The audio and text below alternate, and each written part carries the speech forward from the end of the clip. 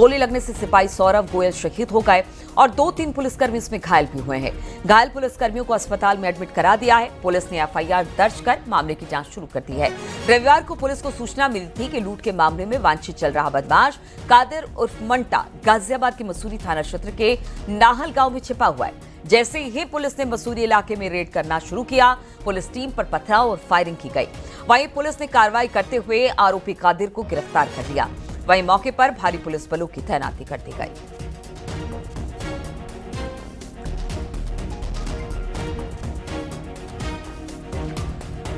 तो गाजियाबाद में पुलिस की टीम एक बदमाश को पकड़ने गई थी, तभी पुलिस की टीम पर फायरिंग कर दी गई, जिसमें एक सिपाही शहीद हो गए हैं, जबकि 3 से 4 सिपाही घायल बताए जा रहे हैं।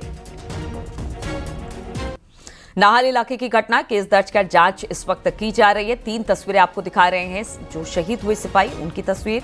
आरोपी कादिर गिरफ्तार कर लिया गया है और अब इलाके में पुलिस की व्यवस्था चाक चौबंद कर दी गई है। पुलिस इस वक्त अलर्ट मोड पर है।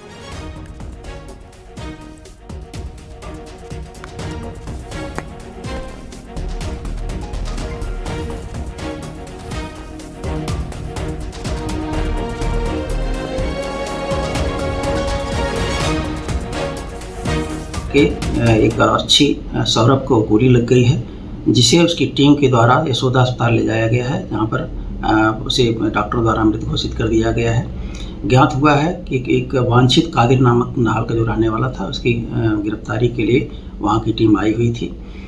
उसी दौरान ये घटना हुई है। इसमें ऐसा थाना फेज 3 गौतम बुद्ध नगर के उप निरीक्षक सचिन द्वारा एक तहरीर प्रदान की गई थाना मसूरी पर। समुचित धाराओं में उसके अनुसार अभियोग पंजीकृत कर लिया गया है। अन्य वैधानिक कार्रवाई की जा रही है। और इसी पर बातचीत करने के लिए ग्राउंड जीरो से रोहित सिंह और नोएडा से हिमांशु शुक्ला हमारे साथ जुड़े हुए हैं। पहले रोहित के पास चलते हैं। रोहित, फिलहाल आज सुबह की स्थिति किस तरह की है और ये विवाद शुरू कहां से हुआ? क्या कुछ मामला था? किस व्यक्ति को पकड़ने पुलिस वहां पर गई हुई थी और क्या तैयारी पूरी नहीं थी और क्या अंदाजा नहीं था कि वहां पर स्थिति इस तरह की हो जाएगी कि उधर से फायरिंग शुरू हो जाएगी?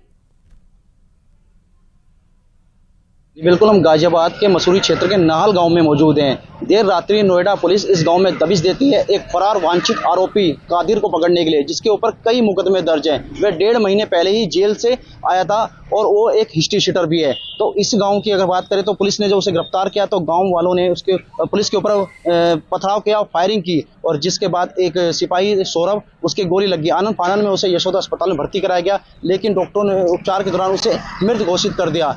तैयारी इसलिए पूरी नहीं की जा सकती है कि सूत्रों के मुताबिक माने जाए तो लोकल पुलिस जो मसूरी क्षेत्र की पुलिस है उसे सूचना नहीं दी गई। नोएडा पुलिस ने इस गांव में दबिश दी और जिसके बाद ये पूरी घटना हुई। इस समय उसी जगह पर मौजूद है। सुबह की स्थिति आपको एक बार दिखा देते हैं। ये उसी आरोपी का घर है, कादिर का, जो वांछित आरोपी था लूट के मामले में, जिसे नोएडा पुलिस दबिश देने पहुंची थी। आप तस्वीरों में देख सकते हैं एक बार, ये वही आरोपी का घर है, कादिर का, जो और यहाँ पर सुबह की जो स्थिति है वो यहाँ पर भारी पुलिस बल तैनात कर दिया गया है। पीएससी की कई टीम यहाँ पर लगा दी गई है इस गांव के अंदर और ये आरोपी फिलहाल फरार है, जिसे पुलिस ने यहाँ पर दबिश दी थी। नोएडा पुलिस यहाँ पहुंची थी और पूरा घटनाक्रम इसी गांव का था, इसी जगह का था जहाँ पर ये घटनाक्रम हुआ और जबरदस्त यहाँ पर पथराव किया गया, गांव की तरफ से फायरिंग हुई और जिसमें जो सौरभ है सिपाही उसकी मौत हो गई। तो ये तस्वीरों में आप देख सकते हैं इस समय ये उसी आरोपी का घर है जो हिस्ट्री शीटर है, एक वांछित है, जिसके ऊपर कई मुकदमे दर्ज है। अगर बात करें तो विभिन्न थाना क्षेत्रों में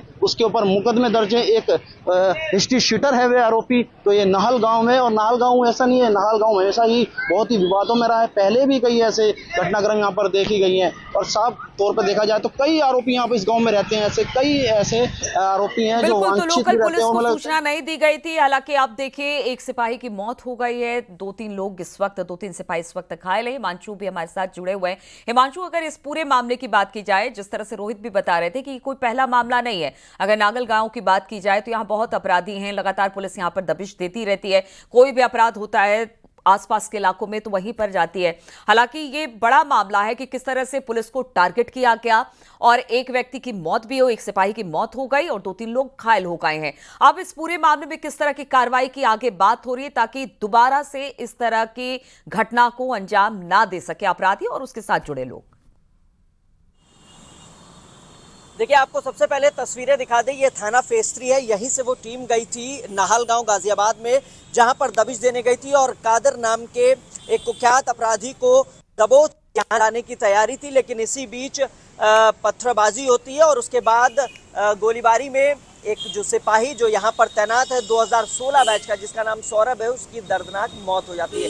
दरअसल में वो गोली सीधे सिर पर लगती है और जिसके बाद वो अचेत अवस्था में होता है। मौके पर तत्काल जो पुलिसकर्मी अन्य होते हैं वो यशोदा अस्पताल ले जाते हैं, जहां वो दम तोड़ देता है। इसके बाद पुलिस एक्शन में रहती है, आरोपी को पकड़कर सुपुर्द कर देती है लोकल थाने में।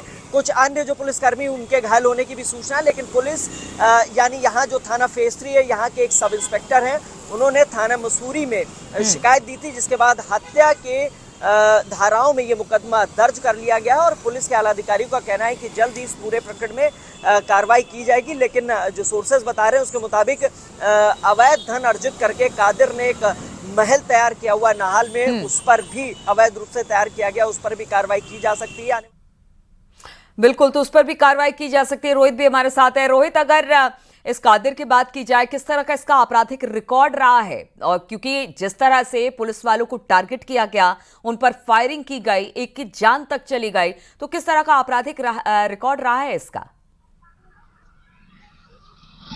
बिल्कुल, अगर कादिर की बात करें तो ये इसके ऊपर कई मुकदमे दर्ज है। अगर बात करें 24 से अधिक इस पे मुकदमे दर्ज है। एक बड़ा अपराधी है और ये जेल से अभी छुटकर हाल में आया था और ये एक हिस्ट्री शीटर भी है। तो कहीं ना कहीं पुलिस की पूरी तैयारी होनी चाहिए थी। कानून व्यवस्था पर बड़ा सवाल खड़ा होता है कि किस तरह से इस गाँव में दबिश देने पुलिस पहुंचती है और ग्रामीणों ने किस तरह फायरिंग की, पथराव किया और जिसमें एक सिपाही की मौत हो गई। तो ये कहीं ना कहीं एक बड़ा सवाल है, बड़ी चूक है, इसे हम ये कह सकते हैं। और इसका घर देख लीजिए, बिल्कुल 2 मंजिला इसका घर है और ये एक अपराधी है और ये एक हिस्ट्री शीटर अपराधी है। इस गांव में कुख्यात अपराधी है एक तरह का ये। लेकिन जिस तरह से ये घटना को अंजाम दिया गया तो कहीं ना कहीं ये भारी चूक भी मानी जा सकती है कि अगर नाहल गांव में अगर पुलिस को काफी संख्या में यहाँ पर पहुंचना था, एक पूरी जिम्मेदार पूरी तरीके से आपस में एक रहनी चाहिए थी।